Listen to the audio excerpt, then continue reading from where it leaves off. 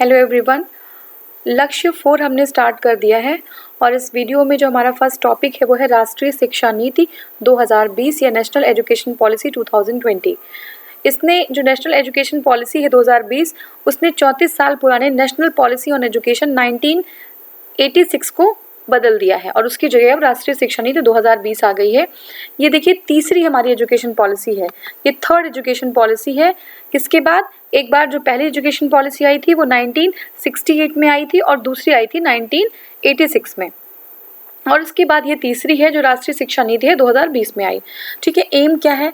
देखिए पहुंच। ठीक है, पहुंच का मतलब क्या होता है कि लोगों तक शिक्षा का पहुंच जो है अवेलेबल कराना, लोगों को शिक्षा, समानता, गुणवत्ता। ठीक है ना, गुणवत्ता मतलब है कि शिक्षा की क्वालिटी किस तरीके की, किस स्तर की शिक्षा मिल रही है।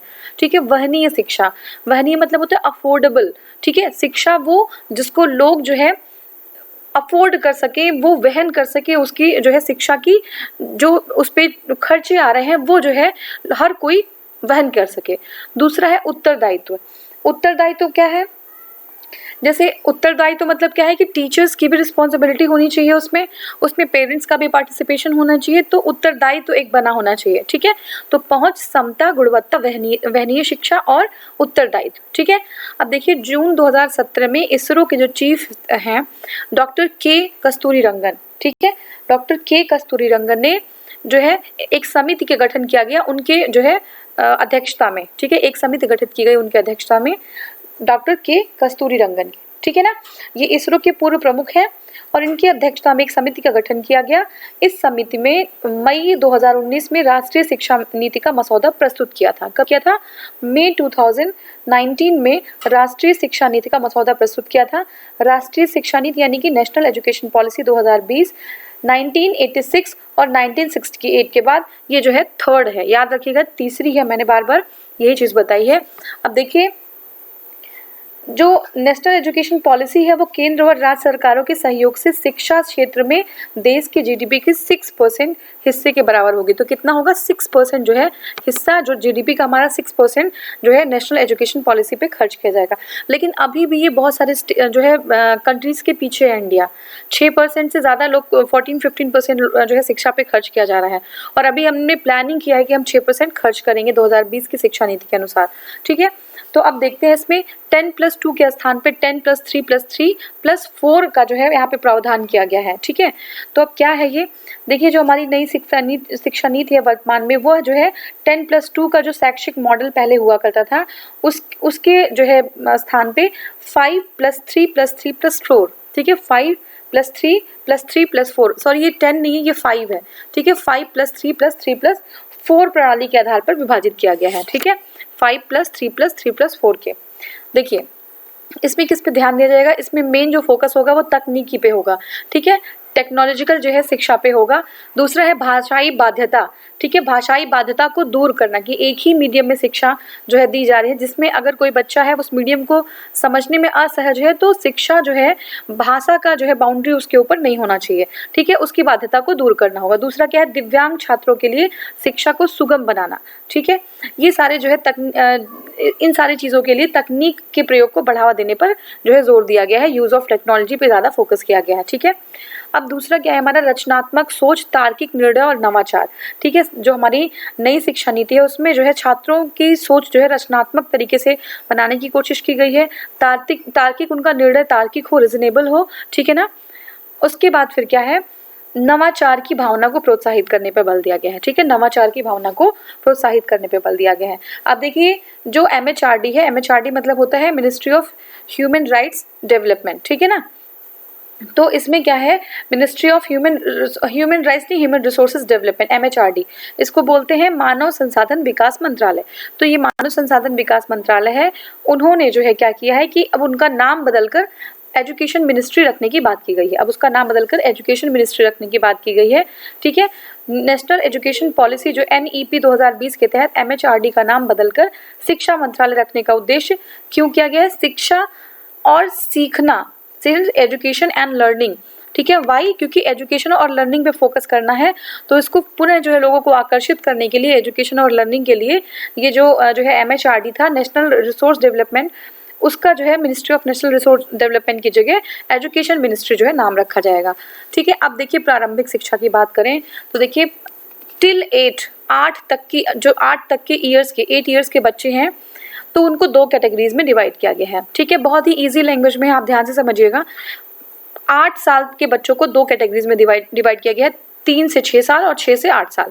3 से 6 साल का क्या है कि ये जो 3 से 6 साल के आयु वर्ग के बच्चे होंगे उनके लिए आंगनबाड़ी, ठीक है, क्या चीज़, आंगनबाड़ी और बाल वाटिका और प्री स्कूल, आंगनबाड़ी, बाल वाटिका और प्री स्कूल के माध्यम से मुफ्त सुरक्षित और गुणवत्तापूर्ण शिक्षा दी जाएगी। ठीक है, ये है early childhood care education, ECCE। क्या है, अर्ली चाइल्डहुड केयर एजुकेशन। तो ये ECC के माध्यम से जो है इनको आंगनबाड़ी जो है बाल वाटिका और प्री स्कूल के द्वारा जो है मुफ्त सुरक्षित और गुणवत्तापूर्ण शिक्षा दी जाएगी। ठीक है ना। तो देखिए जो ECC है वो MHRD प्लस महिला एवं बाल विकास मंत्रालय प्लस स्वास्थ्य और परिवार कल्याण मंत्रालय और जनजाति कार्य मंत्रालय, ये सारे लोग मिलके ECC से जो है जुड़ी योजनाओं के निर्माण के लिए जितनी ये जो मैंने मंत्रालय बताया कौन कौन सी ECC से जितनी भी योजनाएं जुड़ी रहेंगी वो हमारी MHRD महिला और बाल विकास मंत्रालय, स्वास्थ्य और परिवार कल्याण मंत्रालय, जनजाति कार्य मंत्रालय, ये सारे लोग मिलकर सहयोग करेंगे। ठीक है, किसके लिए, जो early childhood care and education के लिए ये सारी जो है मिनिस्ट्रीज हैं, ये सारे जो है आपके मंत्रालय हैं वो सब मिलके काम करेंगे। तो ये हमने बात की 3 से 6। ठीक है, 3 से 6 साल के बच्चों की बात की, जो क्या है ये अर्ली चाइल्ड केयर एजुकेशन है जिसके आंगनबाड़ी, बाल वाटिका और प्री स्कूल के माध्यम से बच्चों को एजुकेशन दी जाएगी। अब बात करते हैं 6 से 8 साल के बच्चों की। तो देखिए 6 से 8 साल के बच्चों में क्या होगा कि क्लास 1 और क्लास 2, कक्षा 1 और कक्षा 2 में शिक्षा प्रदान की जाएगी।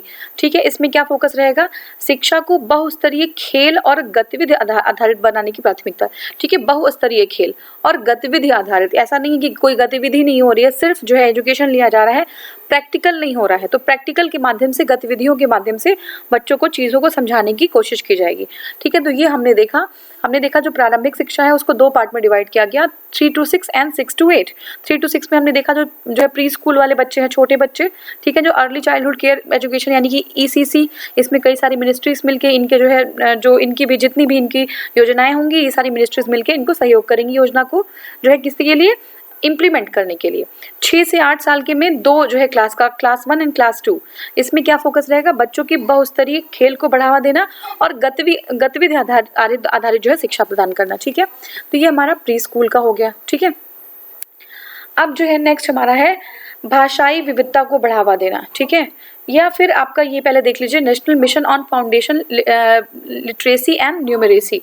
ठीक है, बुनियादी साक्षरता और संख्यात्मक ज्ञान पर एक राष्ट्रीय मिशन। ठीक है, बुनियादी साक्षरता और ज्ञान पर एक राष्ट्रीय मिशन। ठीक है, ये क्या है, ये इंक्रीज करता है इन डिमांड बाय NEP। मतलब क्या है कि NEP 2020 में जो NEP है जो, ठीक है, ये जो है बुनियादी साक्षरता और संख्यात्मक ज्ञान पर एक राष्ट्रीय मिशन की स्थापना की बात की गई है। ठीक है, इसमें क्या होगा, राज्य सरकारों द्वारा 2025 तक प्राथमिक विद्यालयों में 3 तक के सभी बच्चों को बुनियादी 3 तक के, ठीक है, 3 तक के सभी बच्चों को जो स्टेट गवर्नमेंट है उसमें वहाँ पे 2025 तक, याद रखिएगा कब तक, 2025 तक क्लास 3 के सभी बच्चों को, ठीक है, सभी बच्चों को बुनियादी साक्षरता और संख्यात्मक ज्ञान के राष्ट्रीय मिशन जो आपका है उसके क्रियान्वयन की योजना तैयार की जाएगी। ठीक है, नेक्स्ट हमारा है भाषाई विविधता को बढ़ावा है और संरक्षण। अब क्या है, नाम से ही पता चल रहा है कि नेशनल एजुकेशन पॉलिसी 2020 में क्लास 5 तक के बच्चों को मातृभाषा या स्थानीय या क्षेत्रीय माध्यम में शिक्षा दी जाए। ठीक है, क्या है, नेशनल एजुकेशन पॉलिसी 2020 में 5th तक के क्लास के बच्चों को मातृभाषा, स्थायी और क्षेत्रीय माध्यम से एजुकेशन दिया जाए। ठीक है, अब क्या है, ये जो है इसको सुझाव दिया गया है कि क्लास 8 तक इसको हम क्या कर सकते हैं, इसको हम आगे जो है और लेके जा सकते हैं, लेकिन अभी फिलहाल क्लास 5 के लिए जो है मातृभाषा में शिक्षकों की व्यवस्था के लिए बात की गई है। ठीक है, स्कूल प्लस हाई एजुकेशन, जो हायर एजुकेशन है स्कूल में भी और हायर एजुकेशन में भी संस्कृत और प्राचीन भाषाओं, ठीक है, संस्कृत और अन्य जो प्राचीन भाषाएं हैं उनका विकल्प भी जो है क्या होगा, विकल्प जो है सामने होगा बच्चों के, लेकिन अब वो बच्चों के ऊपर डिपेंड करता है कि वो कौन सी भाषा चुनते हैं। भाषा चुनने के लिए कोई भी बाध्यता नहीं होगी, कोई भी प्रेशर नहीं होगा बच्चों पे कि आपको यही भाषा चुननी है, वो अपनी इच्छा के अनुसार भाषा चुन सकते हैं। तो स्कूल और हायर एजुकेशन के लेवल पे संस्कृत और प्राचीन भाषाएं भी होंगी, बच्चे अपने जो है इंटरेस्ट के अकॉर्डिंग भाषा चुन सकते हैं। ठीक है, देखिए अब जो एनईपी है, नेशनल एजुकेशन पॉलिसी 2020 के तहत भारतीय भाषाओं के संरक्षण और विकास के लिए एक क्या खोला जाएगा, Indian institute for Pali Persian and Prakrit. क्या है, इंडियन इंस्टीट्यूट फॉर इसको क्या बोलेंगे, IITI, ठीक है, IITI, ठीक है, क्या है, Indian institute of transformation and interpretation. ठीक है, तो ये जो है क्या करेंगे, अनुवाद जो है संस्थान खोलेंगे जिसमें कौन सी क्या चीज़ होंगी, पाली पर्सियन और प्राकृत लैंग्वेजेस होंगी, और उच्च शिक्षा संस्थानों में भाषा विभाग को मजबूत और उच्च शिक्षण संस्थानों में अध्यापन के माध्यम के रूप में मातृभाषा, स्थानीय भाषा और जो है और जो भाषा हैं उनको बढ़ावा देना। यानी कि देख लीजिए, समझ लीजिए, ये जो Indian institute for Pali Persian and Prakrit है, ठीक है, उसके हायर एजुकेशन में भाषा विभाग को मजबूत करना। पहला क्या काम होगा, जो भाषा विभाग है उसको मजबूत करना है। ठीक है, दूसरा क्या है कि हायर एजुकेशन में मातृभाषा, स्थानीय भाषा को बढ़ावा देना, अध्यापन के लिए मातृभाषा और स्थानीय भाषा को बढ़ावा देना है। नहीं क्लियर हो तो एक बार फिर से क्लियर कर देती हूँ। नेशनल एजुकेशन पॉलिसी 2020 ने इस्टेब्लिश करने की कोशिश की है क्या चीज़, institute for Pali Persian and Prakrit, Pali Persian और प्राकृत लैंग्वेज में जो है एक इंस्टीट्यूट जो है खोलने की कोशिश की है कि ये इंस्टीट्यूट जो है इन भाषाओं को बढ़ावा देगा। हायर एजुकेशन में भी एक भाषा विभाग को मजबूत करने की बात की गई है, और हायर एजुकेशन में ही मातृभाषा और स्थानीय भाषा में अध्यापन को बढ़ावा देने की बात की गई है। हम प्राइमरी में हमने क्या देखा था, प्राइमरी में टिल 5 तक था, फिर उसके बाद सुझाव दिया गया कि कक्षा 8 के बाद भी इसको बढ़ा दिया जाए। ठीक है, फिर हमने देखा कि हायर एजुकेशन में भी भाषा जो मातृभाषा और स्थानीय भाषा उनको अध्यापन के क्षेत्र में, यानी कि उन जो है इन भाषाओं में अध्यापन को बढ़ावा दिया जाए। तो हायर एजुकेशन में भी ये बात की गई है। सुझाव क्या क्या है हम देख लेते हैं। देखिए, सुझाव ये है कि पाठ्यक्रम का बोझ कम किया जाए। पहली बात तो ये पाठ्यक्रम का जो बोझ है वो बच्चों के ऊपर कम किया जाए। कौशल को विकसित किया जाए। कौशल मतलब क्या होता है, स्किल डेवलपमेंट। ठीक है, स्किल का डेवलपमेंट किया जाए। अनुभव आधारित शिक्षण हो। ठीक है, अनुभव एक्सपीरियंस बेस्ड जो है शिक्षण होनी चाहिए। ऐसा नहीं है कि सब चीज़ें बहुत फैक्चुअल हो, फैक्ट के फॉर्म में हो। ठीक है ना, तो जब अनुभव आधारित होंगी तो क्या होगा, बच्चे गेन करेंगे उससे और अपना डेवलपमेंट करेंगे, मेंटल एबिलिटीज़ भी उनकी अच्छी हो जाएंगी। समझ रहे हो, अदरवाइज वो क्या करेंगे, सिर्फ जो है वो कुछ समझेंगे नहीं। ठीक है ना, वो सिर्फ रटते जाएंगे, तो वो वाला जो है नहीं होना चाहिए। अनुभव आधारित शिक्षण होना चाहिए। तार्किक चिंतन होनी चाहिए। ठीक है ना, मेंटल एक्सरसाइज होनी चाहिए उसके पीछे। तो ये सारी चीज़ें सुझाव हैं। कला और विज्ञान को जो है इंक्लूड करना है। व्यावसायिक जो है शिक्षा भी प्रदान करना बहुत ही इंपॉर्टेंट है। शैक्षणिक जो है विषयों पे जो चीज़ें हैं वो बहुत अप्रोप्रिएट वे में, बहुत ही एक सिंथेसाइज्ड वे में लेके आना पड़ेगा। ठीक है, क्लास 6 के बाद जो है व्यावसायिक शिक्षा को बढ़ावा देने की बात की। क्लास 6 से ही जो है कक्षा 6 के ही शैक्षणिक पाठ्यक्रम में व्यावसायिक शिक्षा को शामिल कर लिया जाएगा। ठीक है, और इसमें इंटर्नशिप की व्यवस्था भी की जाएगी। किसकी, इंटर्नशिप की। ठीक है, अब क्या है कि NCERT जो है, जिसको क्या बोलते हैं, national council of education research and training. ठीक है, NCERT हिंदी में बोलते हैं राष्ट्रीय शैक्षिक अनुसंधान और प्रशिक्षण। ठीक है, तो इसमें क्या होगा कि देखेंगे हम कि ये एक प्रिपेयर करेंगे national curricular framework for school education. ठीक है, स्कूली शिक्षा के लिए राष्ट्रीय पाठ्यक्रम रूपरेखा। स्कूली शिक्षा के लिए एक रूपरेखा, बहुत ही कॉम्प्लिकेटेड नहीं है, आराम से समझिए, सब कुछ क्लियर हो जाएगा। तो जो है स्कूली शिक्षा के लिए राष्ट्रीय कार्यक्रम रूपरेखा। ठीक है, national curricular framework for school education, ये जो है NCFSE इसको बोलेंगे, और ये 2020-21 को बनाने की कोशिश करें। कौन करेगा, NCERTs जो हैं, जो NCERT है हमारी, वो जो है एक स्कूली शिक्षा के लिए राष्ट्रीय कार्यक्रम की रूपरेखा बनाने की बात की जाएगी, है ना, वो बनाया जाएगा। अब देखिए, जो NEP हमारा 2020 है वो छात्रों के सीखने की प्रगति को बेहतर बनाने के लिए और रचनात्मक आकलन प्रणाली को अपनाने के लिए। ठीक है ना, रचनात्मक आकलन प्रणाली को अपनाने के लिए सुझाव उसमें कुछ दिया गया है। अब इसमें और क्या होगा, इसमें विश्लेषण, तार्किक क्षमता और सैद्धांतिक स्पष्टता। ठीक है, पहली बात तो विश्लेषण करने की कैपेबिलिटी हो। विश्लेषण करने की कैपेबिलिटी कब आएगी, जब चीज़ों को समझ आएगा, है ना, समझ लेंगे चीज़ों को तभी हम विश्लेषण कर पाएंगे। तार्किक क्षमता जब होगी तभी हम तर्क और वितर्क कर पाएंगे, उस पर क्वेश्चन कर पाएंगे, क्योंकि तब हमें चीज़ें और क्लियर हो जाएंगी।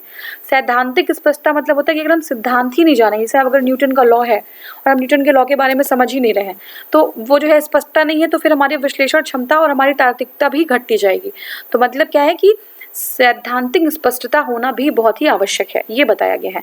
अब नेक्स्ट हमारा देखेंगे कि class 3rd, 5th and 8th क्या है। Class 3rd, 5th and 8th के स्तर पर छात्र स्कूली परीक्षा में भाग लेंगे, ठीक है। समग्र विकास, ठीक है, होलिस्टिक डेवलपमेंट बोलते हैं उसको, क्या करेंगे 10th और 12th में बदलाव करेंगे। समग्र विकास के लिए, होलिस्टिक डेवलपमेंट के लिए 10th और 12th में बदलाव करेंगे। इसमें सेमेस्टर का इंट्रोडक्शन किया जाएगा। सेमेस्टर मतलब होता है हर 2 मंथ्स पे, 3 मंथ्स पे जो है क्या हो जाएगा, आपका आकलन किया जाएगा, आपने कितना पढ़ा है उसके अकॉर्डिंग टेस्ट रखा जाएगा। और बहुविकल्पीय जो बहुत सारे जो मल्टीपल टाइप क्वेश्चंस होते हैं उनको जो है इंट्रोड्यूस करने की बात की गई है। ये किसके लिए, समग्र विकास के लिए, ठीक है। सेमेस्टर वाइज मतलब क्या है कि अगर सिर्फ एक बार जो है 2 बार एग्जाम होता है, कि एक बार जो है हो गया बोर्ड्स और उसके बीच में जो है हाफ ईयरली हो गया, तो इसमें क्या होता है कि बच्चा जो है असेसमेंट नहीं कर पाता है और बहुत ज़्यादा गेन नहीं हो पाता उसको, तो सेमेस्टर इंट्रोड्यूस किया जाएगा और बहुविकल्पीय जो है क्या होगा, जो क्वेश्चंस हैं उनको जो है इंट्रोड्यूस किया जाएगा, ठीक है। तो ये हमारा था। नेक्स्ट हमारा जो बहुत इंपॉर्टेंट है वो है परख, ठीक है। तो परख क्या है, देखिए छात्रों की प्रगति के मूल्यांकन के लिए, कि जो उनकी प्रगति हुई है, उनका ग्रोथ हुआ है, उसको हम उसका असेसमेंट कैसे करेंगे, उसके असेसमेंट करने के लिए एक मानक निर्धारित करने की कोशिश की गई। तो मानक निर्धारित निकाय है एक, ठीक है। ये क्या है, परख एक मानक निर्धारित करने के लिए एक निकाय है, ठीक है। ये क्या करेगा, मानक निर्धारित करेगा, ठीक है। अब देखिए राष्ट्रीय आकलन केंद्र, राष्ट्रीय नेशनल असेसमेंट सेंटर की स्थापना की जाएगी। क्या किया जाएगा, नेशनल असेसमेंट सेंटर की स्थापना की जाएगी। तो देखिए क्या है, परख क्या है, एक मानक जो है निर्धारण निकाय है जो प्रगति मूल्यांकन के लिए है, जो बच्चों का प्रगति है वो कितना हो पाया है। फिर क्या है, नेशनल असेसमेंट सेंटर जो है ओपन किया जाएगा और आर्टिफिशियल इंटेलिजेंस AI पे ध्यान दिया जाएगा। आर्टिफिशियल इंटेलिजेंस क्यों, क्योंकि जो इसको कहते हैं कृत्रिम बुद्धिमत्ता, तो आर्टिफिशियल इंटेलिजेंस आधारित सॉफ्टवेयर का प्रयोग किया जाएगा। इस सॉफ्टवेयर से क्या होगा कि बच्चे अपनी प्रगति को जो है भविष्य से जुड़े जो भी निर्णय हैं उसको लेने में जो है बच्चे कैपेबल होंगे आर्टिफिशियल इंटेलिजेंस के थ्रू, ठीक है। अब क्या है, सुधार किसके लिए, शिक्षकों के लिए। क्या सुधार की प्रणाली की गई है, तो देखिए पारदर्शी प्रक्रिया, पहली बात तो एक जो है बिल्कुल पारदर्शी प्रक्रिया को लेके आना, ठीक है। अब नियुक्ति में, ठीक है, किसकी, शिक्षकों की नियुक्ति में एक पारदर्शी प्रक्रिया होना चाहिए, उसका पालन किया जाना चाहिए। और समय समय पे कार्य प्रदर्शन के आकलन पे पदोन्नति, तो पदोन्नति किसके आकलन पे, कार्य प्रदर्शन के आकलन पे। ऐसा नहीं कि पदोन्नति जो है एज में या फिर किसी और तरीके से दे दिया जाए, कार्य का प्रदर्शन जिस हिसाब से होगा उस हिसाब से उनकी पदोन्नति होनी चाहिए। नेक्स्ट क्या है, national professional standards for teachers NPST till 2022, तो 2022 तक एक जो है national professional standards for teacher वो एक जो है विकसित किया जाएगा, जिसको बोलते हैं शिक्षकों के लिए राष्ट्रीय व्यावसायिक मानक। शिक्षकों के लिए राष्ट्रीय व्यावसायिक मानक वो 2022 तक एस्टेब्लिश किया जाएगा। ये इंपॉर्टेंट है, कब तक, 2022 तक, ठीक है। तो क्या, कार्य प्रदर्शन आकलन के आधार पर पदोन्नति की जाएगी। और national professional standard for teachers NPST ये 2022 तक जो है एस्टैब्लिश करने की बात की गई है। अध्यापक शिक्षा परिषद जो है with the help of NCER, ठीक है। अब देखिए यहाँ पे क्या होगा कि राष्ट्रीय अध्यापक शिक्षा परिषद NCERT के परामर्श से, उनकी हेल्प से क्या करेंगे, अध्यापक शिक्षा हेतु राष्ट्रीय पाठ्यचर्या के रूप में पाठ्यचर्या के रूप में रूपरेखा एक बनाई जाएगी। जिस NCERT की हेल्प से जो नेशनल अध्यापक शिक्षा परिषद है, राष्ट्रीय शिक्षा परिषद है, वो NCERT की हेल्प से क्या करेगा, national curriculum framework for teachers, ठीक है। National curriculum framework for teachers ये जो है एस्टेब्लिश की जाएगी 2021 तक, ठीक है। तो जो अध्यापक शिक्षा परिषद है वो NCERT की हेल्प से national curriculum framework for teachers को एस्टेब्लिश करेंगे 2021 तक, ठीक है। तो अब क्या है, देखिए 2030 तक अध्यापन के लिए न्यूनतम जो योग्यता होगी वो 4 वर्षीय B.Ed की डिग्री होगी। 2030 तक ऐसा कर दिया जाएगा कि जिस जिसको अध्यापन करना है वो 4 मिनिमम 4 इयर्स की जो है बीएड की डिग्री उसके पास होनी चाहिए, ठीक है। हायर एजुकेशन में आए तो उच्च शिक्षा में क्या है कि नेशनल एजुकेशन पॉलिसी के तहत उच्च शिक्षण संस्थानों में सकल नामांकन अनुपात, इसको बोलते हैं ग्रॉस इनरोलमेंट रेशियो। क्या है? Gross enrolment ratio. तो ग्रॉस इनरोलमेंट रेशियो को किसमें, हायर एजुकेशन की बात करें, ध्यान रखिएगा। तो ग्रॉस इनरोलमेंट रेशियो 26.3% जो अभी 2018 में था, कितना था? 26.3%, उसको बढ़ा के 50% कर देना है, ठीक है। और 3.5 करोड़ नई सीटें हायर एजुकेशन में इंस्टीट्यूशंस में और लानी है। 3 ज़्यादा सीटें रहेंगी तो तभी तो ज़्यादा बच्चे पढ़ पाएंगे ना। अब इनरोलमेंट हम ज़्यादा करें तो सीटें भी तो होनी चाहिए ना। तो इसलिए जो है 26% से लेके मतलब लगभग 2 गुना कर देना है सीधे इनरोलमेंट जो रेशियो है, ठीक है। तो अब जो है स्नातक पाठ्यक्रम के बारे में देखते हैं। स्नातक पाठ्यक्रम 3 वर्ष के स्नातक कार्यक्रम के कई स्तर होंगे, ठीक है। स्नातक पाठ्यक्रम में क्या होगा? 3 या 4 वर्ष है, 3 या 4 वर्ष है, यहाँ पे 4 है। 3 या 4 वर्ष के स्नातक कार्यक्रम के कई स्तर होंगे। जैसे फर्स्ट ईयर, उसमें क्या है? सर्टिफिकेट। अगर आप जो है जैसे मान लीजिए अभी हमारा 3 इयर्स का होता था ना ग्रेजुएशन, तो अब 3 से 4 साल का होगा। 1 साल में अगर आप निकल जाते थे तो पहले तो कोई डिग्री आपको नहीं मिलती थी, लेकिन अभी क्या होगा कि 1 ईयर में अगर आप एग्जिट कर जाते हैं अपने प्रोग्राम से तो क्या होगा? आपको एक सर्टिफिकेट दिया जाएगा। 2 साल के बाद निकलते हैं तो एडवांस डिप्लोमा हो सकता है। बहुत सारी ऐसी सर्कमस्टेंसेस होती हैं कि लोग पढ़ाई कंटिन्यू नहीं कर पाते हैं, ठीक है। तो 2 साल के बाद आप निकलते हैं तो आपको एडवांस डिप्लोमा मिलेगा, और 3 साल के बाद निकलते हैं तो स्नातक की डिग्री जैसे अभी मिलती है। लेकिन अगर आप 4 साल के बाद एग्जिट करते हैं तो शोध के साथ स्नातक मिलेगा आपको, ठीक है। रिसर्च विद जो है आपका ग्रेजुएशन, वो डिग्री मिलेगी, ठीक है। नेक्स्ट हमारा है एकेडमिक बैंक ऑफ क्रेडिट। तो देखिए अंकों को या क्रेडिट को सुरक्षित करने के लिए एक डिजिटल जो है मीडियम बनाया जाएगा, जिसके थ्रू मतलब एक इसका नाम होगा एकेडमिक बैंक ऑफ क्रेडिट, जिससे अलग अलग संस्थानों के छात्रों के प्रदर्शन के आधार पर उन्हें डिग्री दी जा सके। तो इसके लिए किया जाएगा। अब एमफिल जो होगा, एमफिल की जो व्यवस्था है वो खत्म कर दी गई है, ठीक है। एमफिल का कार्यक्रम अब नहीं होगा। नेक्स्ट हमारा है भारत में उच्च शिक्षा आयोग, ठीक है। क्या है उच्च शिक्षा आयोग? तो देखिए higher education commission of India, higher इसको बोलते हैं HECI, ठीक है। HECI क्या है? ये भारत में उच्च शिक्षा आयोग का गठन किया जाएगा, ठीक है। उच्च शिक्षा आयोग का क्यों गठन किया जाएगा भाई? तो देखिए इसलिए किया जाएगा कि जो higher education commission of India होगा वो उसके कार्यों के प्रभावी और प्रदर्शितापूर्ण निष्पादन के लिए 4 संस्थानों और निकायों को बनाया जाएगा। तो किसके लिए? इसके हेल्प के लिए, जो जिसको बनाया जा रहा है इसके हेल्प के लिए, यानी HECI के हेल्प के लिए 4 जो है संस्थान होंगे जो उनकी हेल्प करेंगे, ठीक है। अब देखिए कौन कौन सी। Higher education for education regulatory council, दूसरा है जनरल एजुकेशन काउंसिल, तीसरा है हायर एजुकेशन ग्रांट काउंसिल, और फोर्थ है नेशनल एक्रीडेशन काउंसिल। तो उसको हम कैसे बोलेंगे? वो जो है 4 संस्थान आपके कौन से हैं? देखिए राष्ट्रीय उच्चतर शिक्षा नियामकीय परिषद, राष्ट्रीय उच्चतर शिक्षा नियामकीय परिषद, दूसरा है आपका सामान्य शिक्षा परिषद, थर्ड इज उच्चतर शिक्षा अनुदान परिषद, और चौथा जो है वो है राष्ट्रीय प्रत्यायन परिषद, राष्ट्रीय प्रत्यायन परिषद। एक्रीडेशन मतलब प्रत्यायन, तो राष्ट्रीय जो है प्रत्यायन परिषद। तो ये 4 जो है संस्थाएं होंगी जो higher education commission of India, जो higher education commission of India को हेल्प करेंगी, ठीक है। तो अब देखिए इसमें क्या होगा कि जो महाविद्यालय होंगे उनकी संबद्धता 15 वर्षों में समाप्त कर दी जाएगी, ठीक है। वो संबद्धता जो है 15 वर्ष में खत्म कर दी जाएगी, ठीक है।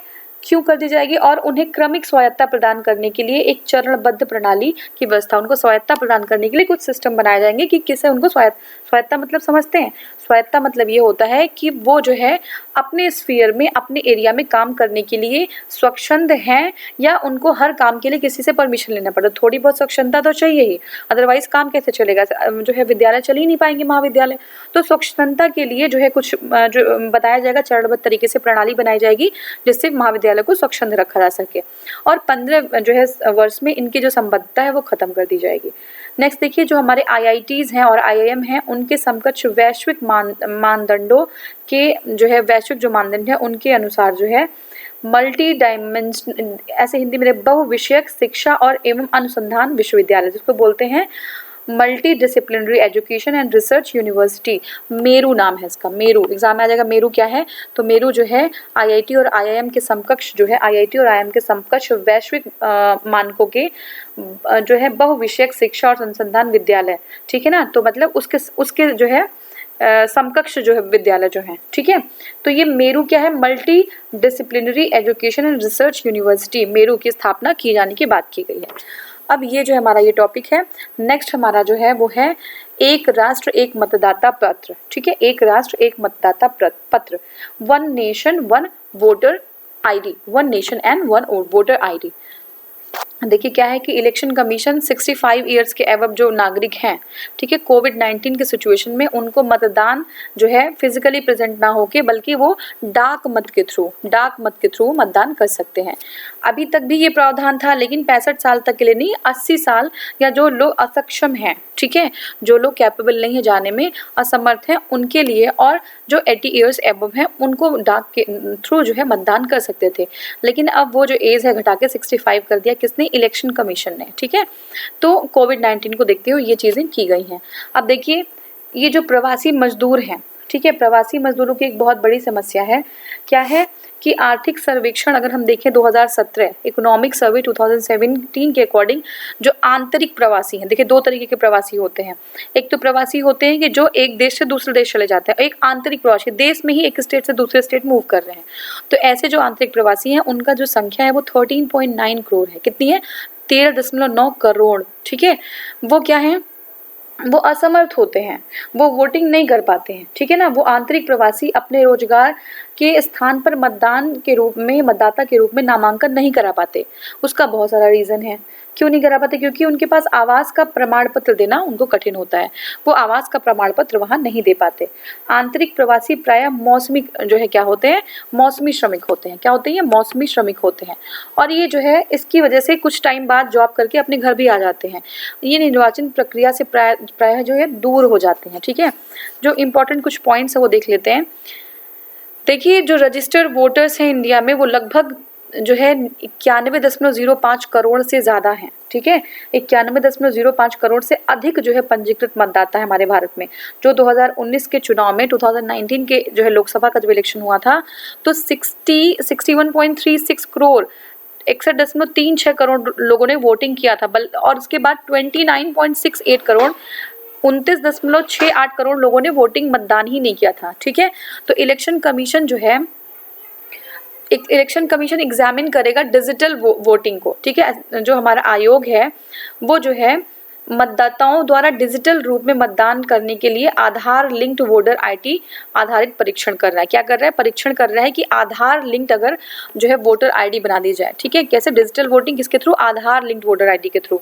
तो क्या वो सक्सेस हो पाएगी, इसके पे काम चल रहा है, ठीक है। प्रत्येक योग्य भारतीय मताधिकार को सक्षम, जितने भी भारतीय हैं जो योग्य भारतीय हैं उनको अपने मतों का अधिकार को सुनिश्चित करने के लिए उनको सक्षम बनाएगा कि वो अपना मताधिकार कर सके।